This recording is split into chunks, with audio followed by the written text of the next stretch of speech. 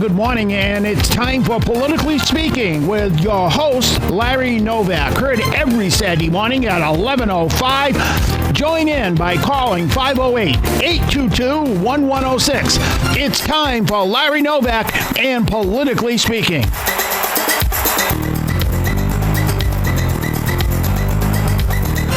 This is Larry Novak with Politically Speaking, and I thought today we'd discuss some of the elections that are going around the country and the report that was released on President Trump on Mueller. The report really didn't shed any new light. It confirmed old stories that had been in the press, and it really found there was no collusion with the Russians. But the Democrats, which doesn't even show in any recent polling as an issue that the American public wants to discuss, it's the wrong path to be going down. It makes them look very partisan, the Democratic Party, and it looks like they're on a search and destroy mission. But this is Massachusetts, and they probably will go on from there. We also will be discussing the Weld candidacy for president, which is he has announced since last week that he is definitely going to run. Will he be able to raise sufficient funds to adequately communicate his message of why he's running? Will it have an impact on the Republican primary? Will Weld be able to close those gaping numbers where he is the underdog? Will he be able to move forward, or is it a crazy endeavor on the part of Weld's, but it's not supported by anyone in the Republican Party? Weld's best shot is to get unenrolled voters into the Republican primary to vote. Those are the issues that I intend to discuss today. But looking at some of the mayor's races around the country, the most interesting mayor's race, I think, is Houston. The incumbent mayor, Sylvester Turner, cannot run for re-election, and it gives the Republican Tony Busby a major shot in winning. Texas is a Republican area. Houston, in particular, is a Republican city that was represented by George Bush in the House of Representatives. His grandson or great-grandson is seriously thinking of running for his old congressional seat, now held by a Democrat. So it would be an interesting fight. Millions would be poured into the fight. The Bushes have always been capable of raising millions of dollars. Would that take another seat away from the Democrats? I would, if I had to bet money, I would give it to the Republicans, the seat, if Bush runs. The Democratic candidate is Bill King, and there's an independent that isn't given much shot in Houston. He's a wrestler. He's a wrestler, but I just looked at. He's given very little shot, and he's not a very serious candidate. I don't know if he's an independent for sure, but he is the third wheel candidate for this race for sure. He's not considered a real candidate by the media in Texas. No, and the only reason that he would maybe even do well is popularity in the area. That's about it. I mean, well, there's more than that. They vote on the issues that affect their pocketbook. Busby is the legal counsel, or was the legal counsel to the governor of Texas. So he's going to be able to raise adequate amounts of money. It's usually been a Republican mayorship, or it's turned over to, Republican or a black mayor. So it will be interesting to see who wins that race. I think that race is November 5th. San Antonio's comes up May 4th, and there are it looks like the incumbent mayor is an independent. There is a retired Air Force colonel running, and a person of Spanish Mexican descent running for that. In the Dallas race, the incumbent Mike Rawlings is not running. He's a Republican. That race is going to be interesting because there's a Spanish Republican running, Jason Villiers, I think is how you say it, and Eric Johnson, a Democrat. It should be interesting because it pits the two political parties against each other. If there's any change in the demographics of Texas, we'll see it in those areas. But the most political commentators expect a Republican sweep in Texas again. So, I mean, the great inroads that they weren't able to capture the Senate seat, they weren't able to capture. They expect the Republicans to pick up the 2 House seats that the Democrats captured last cycle. The more interesting thing will be the California races, where people are now questioning the extreme politics of the left out in California. There's been a backlash to it. They want people down the middle that, are trying to solve the problems of the immigration, the economy. Those are the major issues in recent polls. Immigration has now become the leading issue in all the polls. It is the number one issue. So this election, 2020, will hinge on immigration. The Democrats will try to distract the attention from immigration and focus it on the personal attacks on Donald Trump. But the issue becomes borders. Everybody is beginning to see there is a crisis on the southern border. Migrants are coming in by the thousands trying to into the country. Who's going to feed them? How are we going to clothe them? And who's going to pay for them? These are issues that are a major concern to, especially now, people living in the South. Emergencies have been declared in some of the cities on the border. They cannot take any more immigrants in. They are overwhelmed and they're collapsing. Gangs are roaming the street. Law and order is breaking down. So, will the troops have to be sent in to restore law and order on the southern border? Who knows? But, Nancy Pelosi putting her head in the sand isn't going to make the issue go away. It is an issue that the public is now focused on. And it's very interesting. There's two really Americas. 99% of the Republicans feel it's a major issue. Only 8% of the Democrats consider it a major issue. And that tells you, there's a great divide in this country as to what the issues are. In the United States, I hate to say this to the Democrats, is basically a Republican country. It's outside of New England, it's solidly Republican in a lot of areas. It's like in Massachusetts where Republicans don't run, Democrats rarely run. So, it's something of interest. It is surely showing the divide. And it's not good on what's happening in the future. Immigration is a major problem that needs to be addressed. When they immigrate to the United States, there's a cost involved. Who is going to pay for the education of the children? Who's going to clothe them?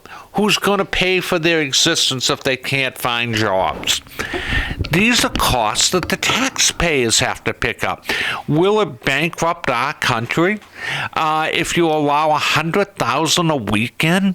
That's 5 million people. Will it change the makeup of America and what our core values are? Those are the questions that have to be answered. Is there a rule of law, or do we just let the borders, anybody cross the borders they want to? Those are the things that are very important. Will we see more gated communities because of it? Will we see a breakdown in law and order because of it? More takedowns of statues that have historical value? I saw that on the news, Joey, today, where they wanted the governor, who wore an all black-faced of Virginia, wants to take down a statue to President Davis of the Confederacy. Is the political correctness going too far one way? Is there going to be a huge backlash against it? It's happening here. You see with Yawkey Way, that got changed to Lansdowne Street. I mean, a Yawkey Way, which everybody knew the Yankees for their ownership of the Boston Red Sox. You know, is political correctness going too far?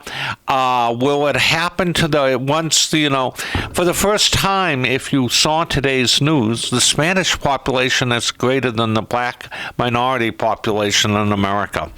Will the Spanish bypass the black minorities? Will they now demand equal civil rights, statutes? Those are the questions that are going to come into play. I mean, the America is changing rapidly, and that's going to have an impact. I can see the change in the city of Brockton. We have Davenport, an extreme candidate to the left running for mayor from Haiti. We have Jimmy Pereira from the Cape Verde running as a Cape Verde. The election in Brockton will hinge on three people. Carpenter will have the white vote, Jimmy Pereira will have the Cape Verdean vote, and Davenport will have the black vote. Well, if I had a bet, I would bet Davenport doesn't make the finals. I would bet that Carpenter and Jimmy Pereira make the finals. The Cape Verdean vote is big in the city of Brockton.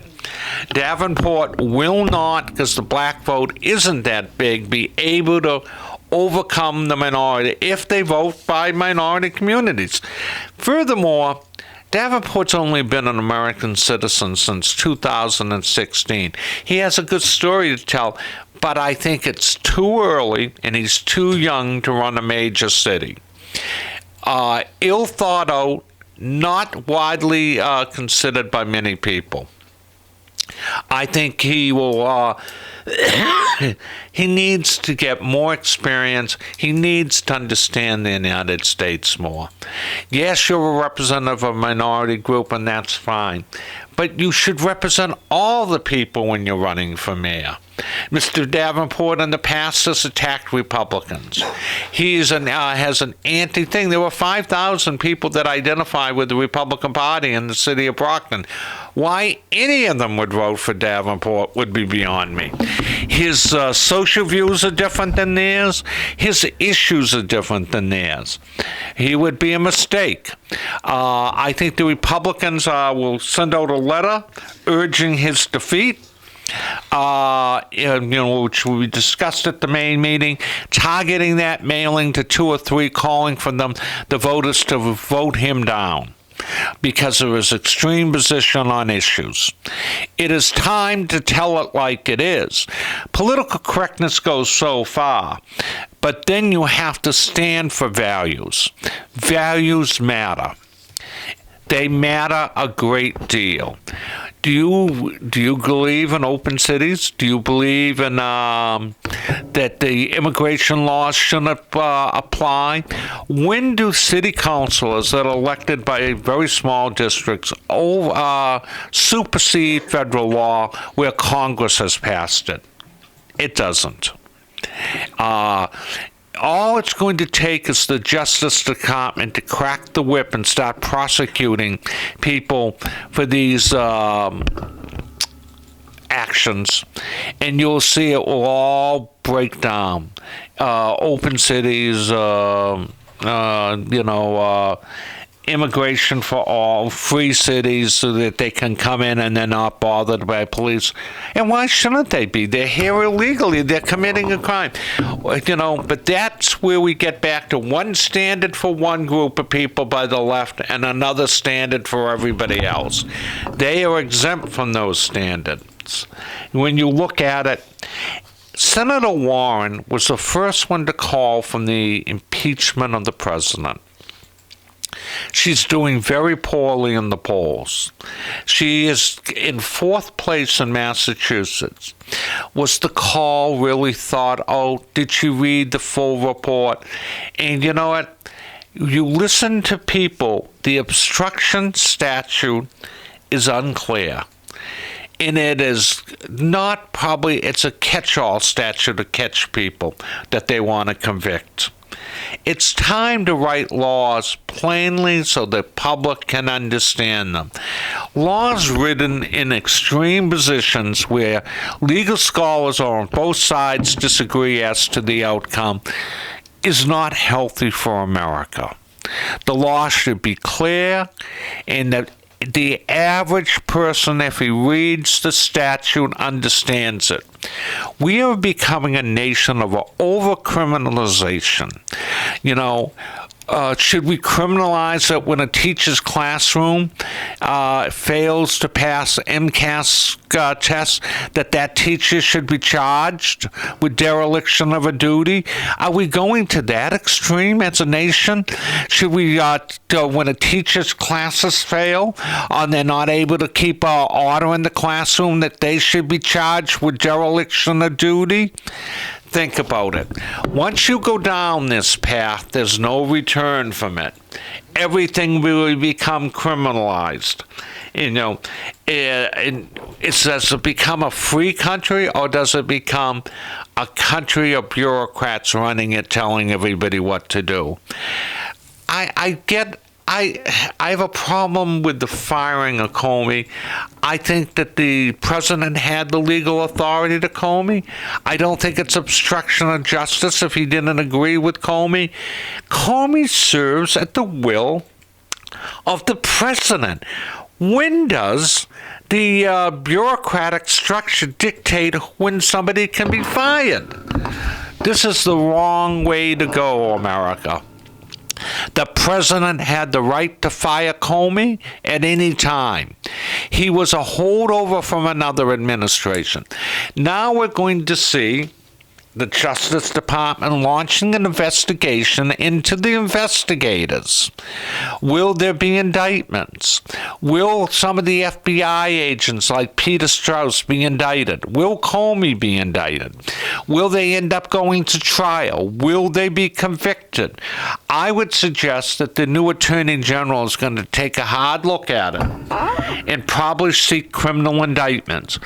Then what happens? Will the left go crazy? They started down this path. Now it could backfire. And if the indictments come out fast and furious, what are they going to do about it? They're the ones that politicize the election. They're the ones that use the tools of government to go after a presidential candidate. It is not well thought out. Once you go down this road, you never come back from it. Will our system of government now start making criminalization when somebody runs against the incumbent? I don't know. It's a scary slope to go down. And I think it's ill-advised that the public allows it to go on. We need to clean our congressional delegation out. They are extreme. Presley, the new congresswoman, is considered an extreme left-wing radical. Yes, she's a woman of color, but she's not moderate. She's considered extreme. Is this what we want representing Massachusetts? We have Senator Markey, who's off on this green thing. Will it impact on jobs? He gets $172,000 by being a senator. He doesn't need to care about how other people live. I remember the vote that they took on the Green Deal. Nobody voted for it. And this is legislation that Senator Markey introduced. Maybe Markey, the rumor is that Presley might challenge Markey in the Democratic primary for United States Senator. If that's the case, will it sell? I don't think so. Will Markey have a Democratic challenge? He could. Is he in the mainstream of Massachusetts? No. Can the public name one thing that Senator Markey has accomplished? I can't name one thing. Can you, Joey? Host a town hall every once in a while? I mean, do you get great constituent service? What has Markey done?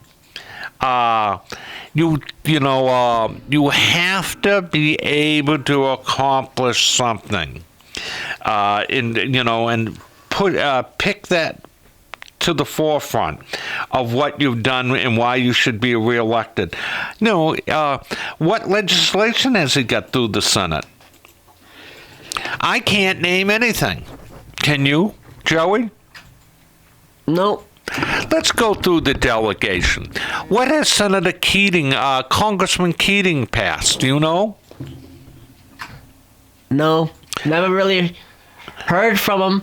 Anything. He doesn't really send out too much when it comes to emails or anything or mail. No. What has Congressman Lynch accomplished? I live in that district. I can't name one thing. They run on the Democratic label and think they're going to get back in. It's time to hold them accountable to do something. What bridge have they rebuilt? What infrastructure money have they brought in? What's being rebuilt because of their service to the Commonwealth? It's time, it's time for the public to look at them and pass judgment on them. This is Larry Novak with Politically Speaking. We'll be taking a short break and we'll be back with you.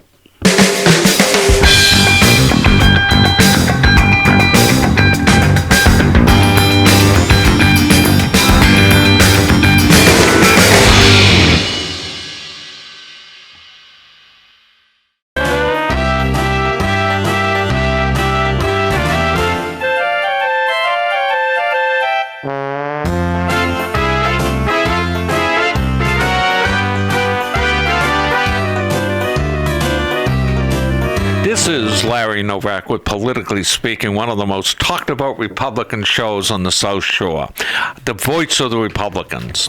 And I'm getting back. On August 6th, nomination papers become available for ward and town committees all over the state. It's the rebirth of a political party. What we've seen in the last few years is the decline of people joining and becoming involved. The failed attempts of leadership.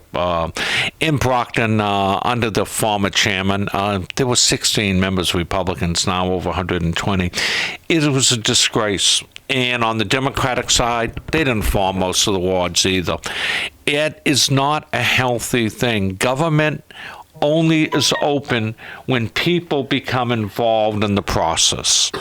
People have to join these committees. They're the ones that nominate people for statewide offices. They determine who's going to be their nominee for governor, who is going to be the nominee for attorney general, who's going to be the nominee for secretary of state, who's going to be the nominee for treasurer and state auditor, and U.S. senator. They have a major role of helping in our democracy. They build the future. Will the moderates control the Republican state party, or will the conservatives take over finally? It will be a battle on the Republican State Committee. Those are the issues that need to be discussed. Those are the issues that we need to see articulated. Hopefully, we'll be able to overcome the reluctance to participate. If people don't go out and participate in primaries, Massachusetts is becoming rapidly unenrolled, and that's a discussion. Probably they don't like. It's a turnoff to people that were Democrats for years. They're no longer Democrats because this was a blue state always. Those unenrolled people don't want to be affiliated with the Democratic Party. They're moving away from it because it doesn't represent their values anymore. Massachusetts is becoming an overwhelmingly independent, unenrolled state with neither political party. We need to change that. We need to get people actively involved, because when you have people in the middle, moderates, they're able to work with both sides for the good of mankind. And that's what government is supposed to do. There are too many people involved in government there for selfish reasons. People that don't want to really help, mankind solve the problems. Can you imagine? It's been 20 years of immigration problems. The problem's never fixed. Because adults can't get together, sit down and work out their differences and come up with a common solution that's going to fix the problem. And that's just wrong. One side shouldn't dictate it. You've got to work together to accomplish that, accomplish a common goal. There were good ideas probably on the left. There were good ideas on the right. And you join the better ideas and come up with a good piece of legislation to further the goals of mankind. Can America pay for illegal immigrants entering the country in droves? How does the social net solve all these problems? Who's going to pay for all this stuff?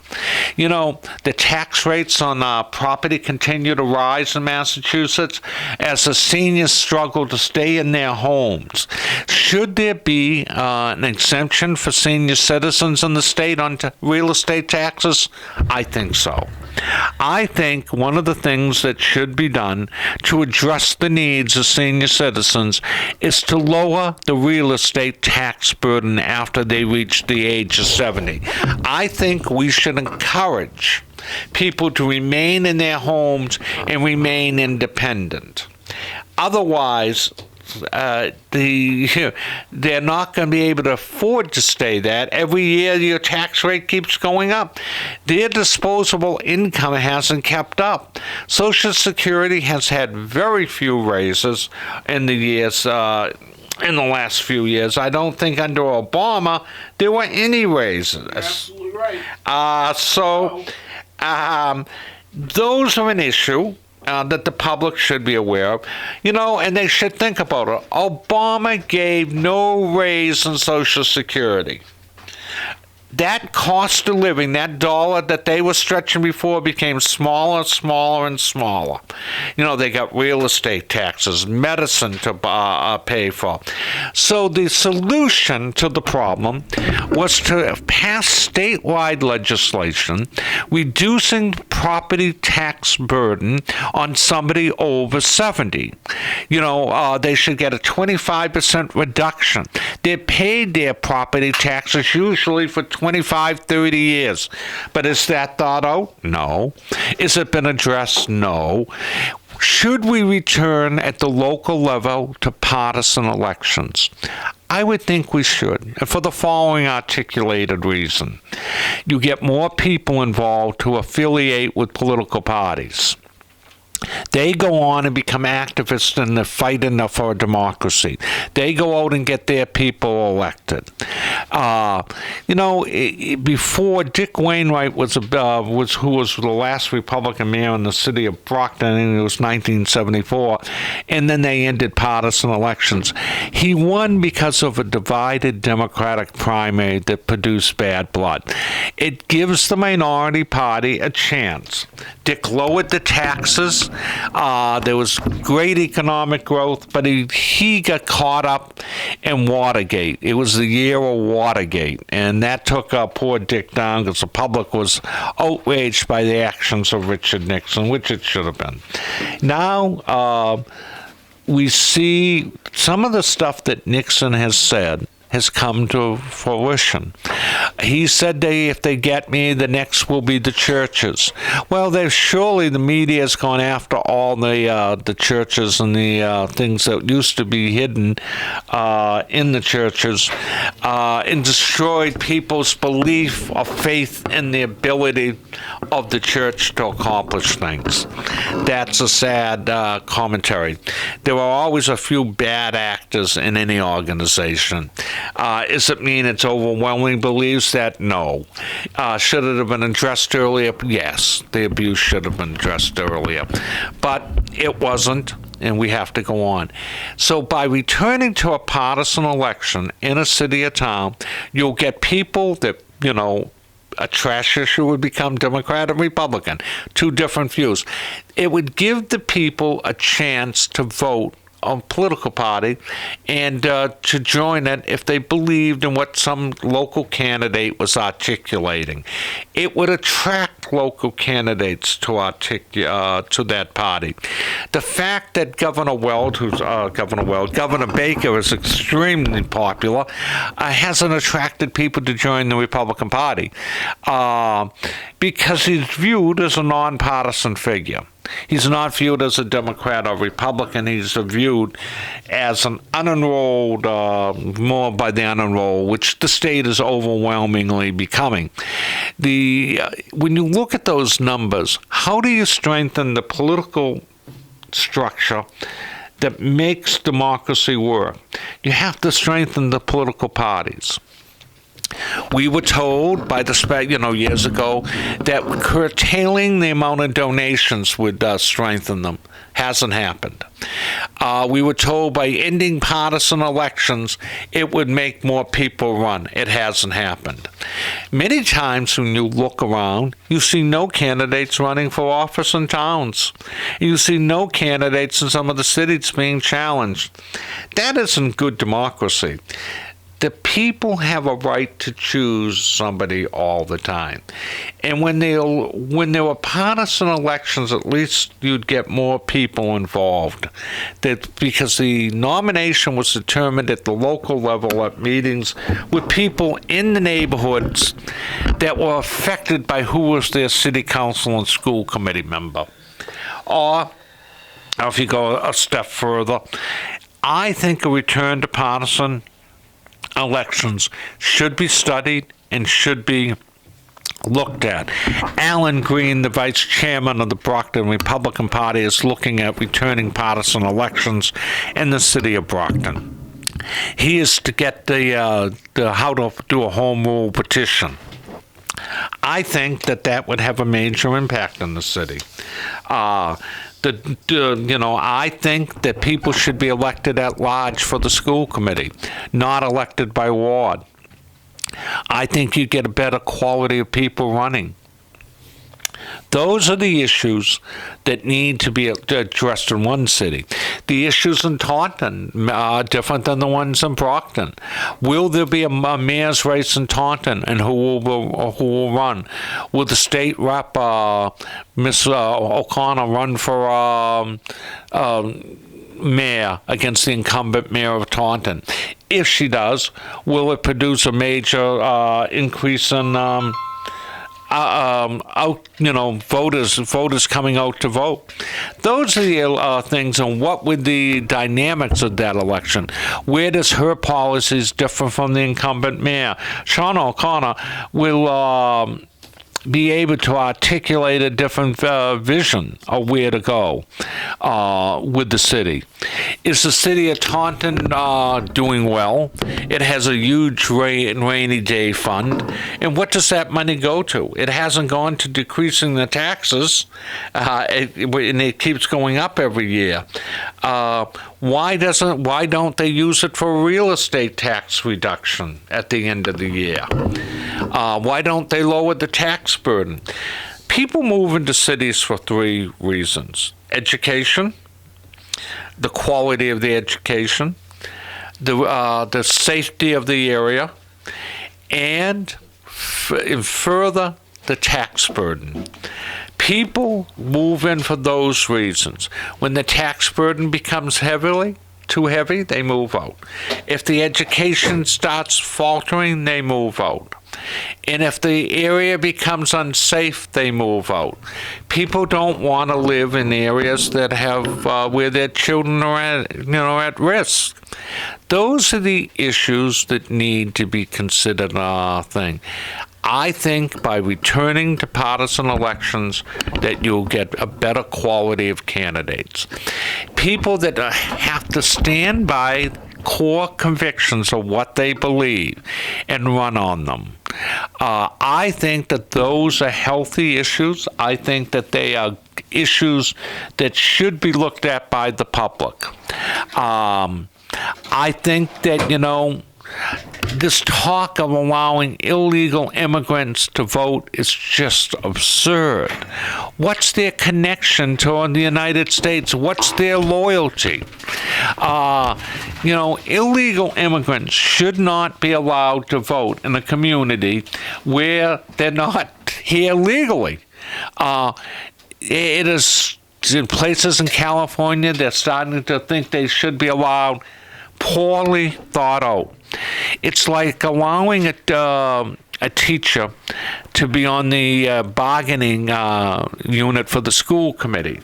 There's a conflict of interest in that. They shouldn't be allowed to run. They should be forbidden. Teachers shouldn't be serving on school committees because their financial interests are at stake. But you know what? The public doesn't consider those things. Those are major issues of concern. So unless we address them, and I think returning to partisan elections will build two healthy political parties in Massachusetts. It's no longer about what's advantageous to one political party. There is only, one dominant party in Massachusetts. We have a congressional delegation made up of all Democrats. It's not because of the brilliance of the candidates running. They're not brilliant. They rarely pass legislation, and they rarely participate in anything in the communities anymore. I have had yet one call today that anybody can name one thing that a Democrat has accomplished in the congressional delegation. Name a piece of legislation that Senator Markey has passed. Joey, can you name one? No. Can you name one that Congressman Keating has passed? No. Can you name one that Congressman Lynch has passed? No. Can you name one that Congressman Neal has passed? Who? Can you name one that Congresswoman Presley has passed? No. Can you name one thing that Congresswoman Presley has accomplished? Being the first person elected in the 2018 election cycle, I guess. But can you name any legislation? How has she made her service better for the people living in that district? Can't think of anything. Can you name one thing that Senator Brady has accomplished? No. Can you name one thing that Representative Cronin has accomplished? Princess Cronin. No. Can you name one thing? I can name one thing Michelle Du Bois has accomplished. She avoided indictment. And she should have been indicted for her actions by tipping off a federal investigation. She's the first to criticize Donald Trump. What she did was obstruct justice. She went public with it. He talked to people that he oversaw. So you know what? This report by Mueller is really opens up your eyes. If the Democrats say he obstructed justice, well, why didn't they say Michelle Du Bois, the Brockton State rep, obstructed justice? She did.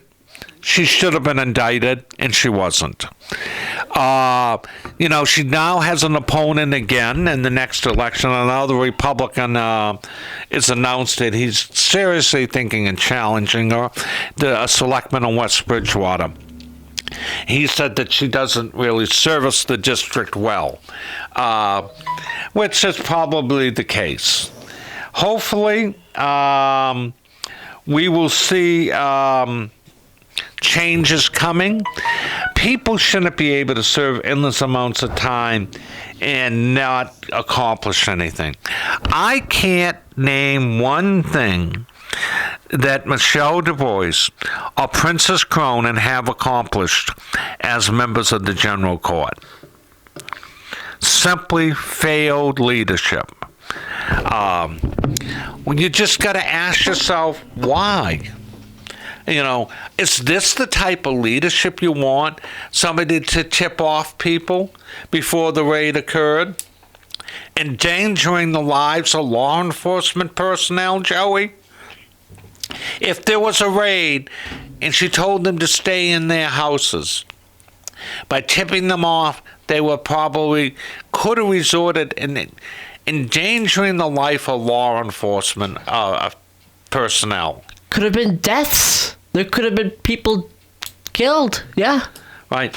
But Michelle Du Bois thought she knew better than the officials that had been paid there. Shame on the voters of Brockton for electing her. Shame. She's a divisive figure, always has been in the city of Brockton. It's time to replace Michelle Du Bois as state rep. Hopefully we'll have another candidate that will run and will continue to fight the good fight. There's no harm, even though the paper seems to make there is no harm in running and losing. At least you get out and articulate what you need to and what your vision is. And, in those districts, and I say this to the enterprise, those districts are overwhelmingly gerrymandered to favor a Democratic candidate. They have been ridden so that it's almost impossible for Republicans to get elected. This time, when the redistricting happens in the city of Brockton, we're going to look at those wards and see if we should challenge it in federal court. We're going to be very careful on that this time. The only way you win, a political party, as Winston Churchill said, that goes down fighting will rise again from the ashes. A political party that surrenders its core values doesn't rise again. It disappears. We will go down fighting in the city of Brockton, the Republicans. We are ghastly outnumbered with the changing demographics in the city. But you know what? We will continue to fight for what is right and just. Fairness in the system.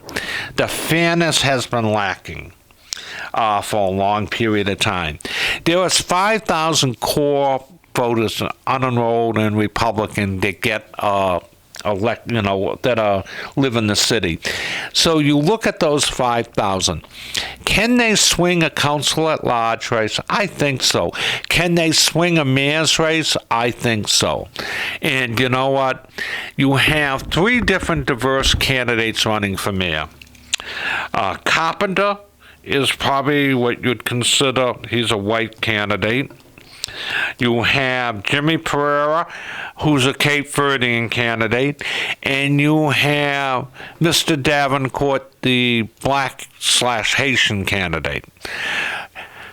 Our position would probably, my personal position is Carpenter would be the best of the 3 so far. And I, didn't think I'd say that, but his core values are better than the other 2. Where was Mr. Davenport when there was when he served a term? What's he done in the term? Has he filed any ordinance that would stop foreclosures that were rampant in the city? Has he filed or led the fight for anything that's worthwhile of note? You just shouldn't get elected by the color of your skin. It should talk about your ability and what you've done, what you've accomplished. Those are the things that are great. And, people that say otherwise are simply bigots. They're racist and they're bigots. You look at the quality of their education. You look at what they've accomplished outside of elected politics. You look at what they've done overall. Who have they helped? Now, who cares about the city? They all love Brockton. That's commendable. And they've had the courage to run, which is commendable. But it shouldn't be about a personal ego. It should be about who is the best qualified to lead a major city into the future. This is Larry Novak with Politically Speaking, the most talked about Republican show on the South Shore. We will be taking a short break and we'll be back.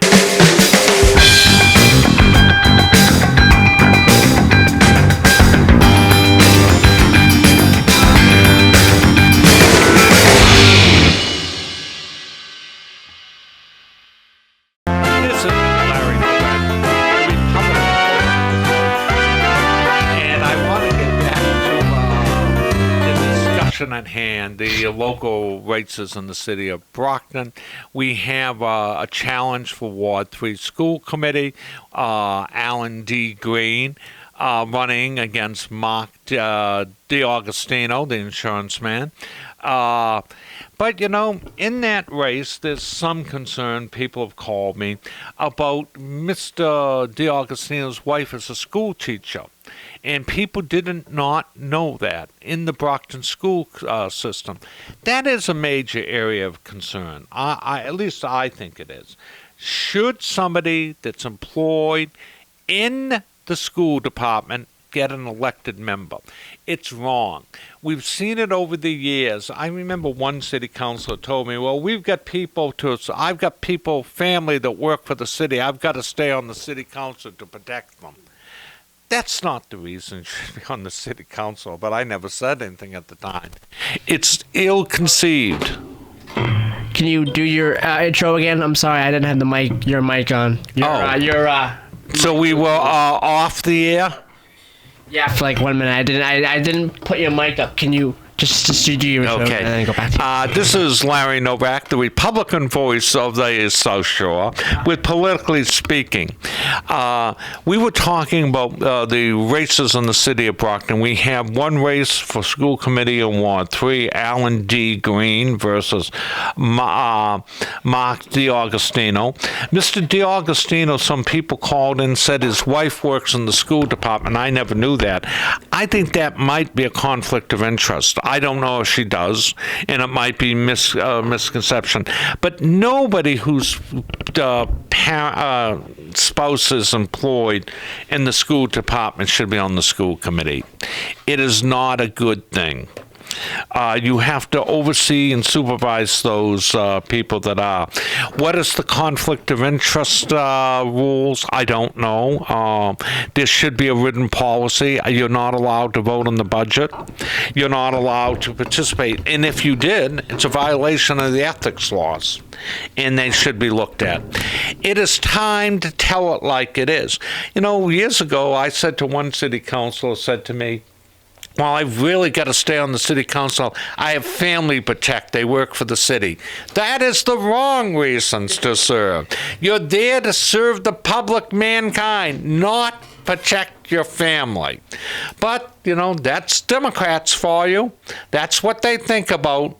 And, you know, and we've seen it. They've furthered their nest. There's going to be a lot of changes in Brockton. Davenport seat opens up. That seat seems to open up now, all thing.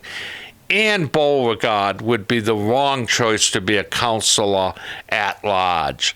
She doesn't represent the mainstream of values or thought process. She is a left-wing radical and shouldn't be on the city council. And what's she accomplished in Ward 5? Nothing. Then we have the mayor's race. We have the white candidate, Carpenter. We have Jimmy Pereira, who is Cape Verdean, represents the Cape Verdean community.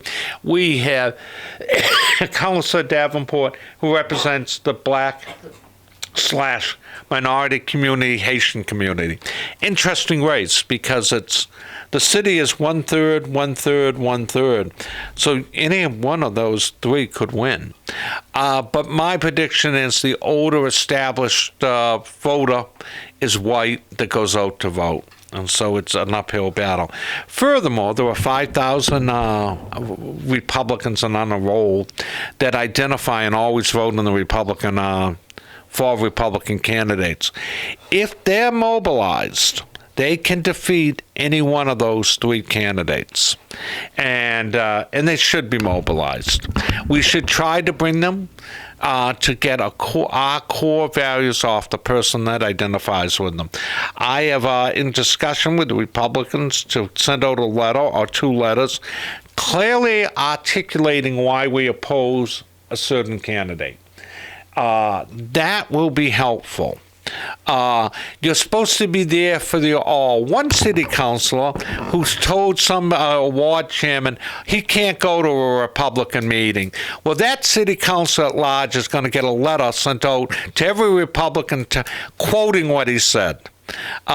He can't go to a Republican meeting to answer questions that he was elected by all the voters. He should not be returned to public office. This is Larry Novak with Politically Speaking. I will join you next week again. Thank you for listening. So I just want to mention one thing. Today marks 9 years.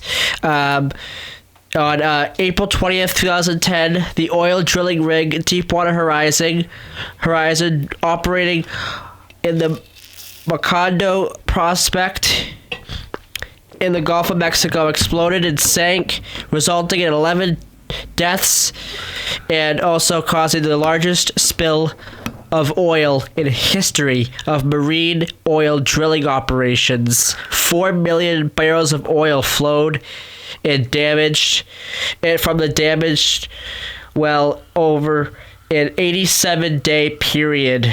Shame on the oil companies, shame. And the marine life that was killed because of their negligence. Shame, shame, shame.